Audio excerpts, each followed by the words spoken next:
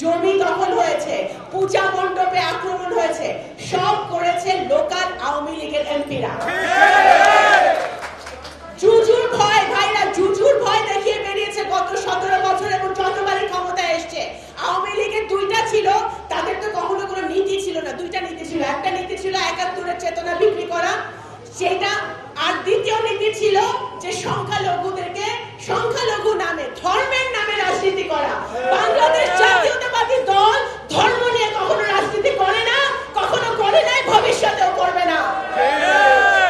আপনারা 31 দফায় দেখেছেন আমাদের জনাব তারেক রহমান যে 31 দফা দিয়েছেন ভবিষ্যৎ বাংলাদেশের জন্য, ভবিষ্যৎ প্রজন্মের জন্য। আমার সামনে সারা বাংলাদেশে বহু ইয়াং জেনারেশন আজকে ভাই বোনরা এসেছেন।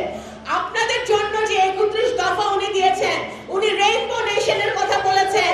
রেইনবো নেশন অর্থ কি? যে আমরা সকল ধর্ম, বর্ণ, জাত নির্বিশেষে প্রান্তিক জনগোষ্ঠী সকলে বাংলাদেশের আমাদের একটা পতাকা, আমরা বাংলাদেশি, সেটা আমাদের সবচেয়ে বড় পরিচয়।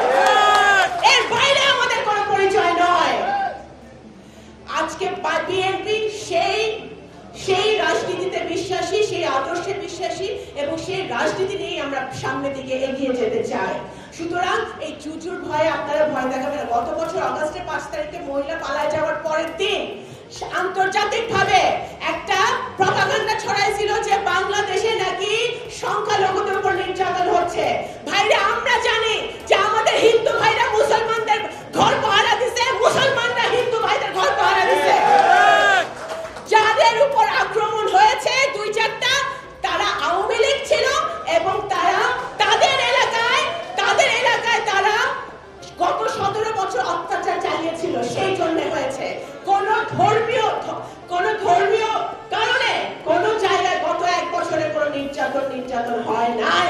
সেই প্রপাগান্ডা থেকে দূরে থাকতে হবে, জুজুর ভয় থেকে আমাদের বেরিয়ে আসতে হবে।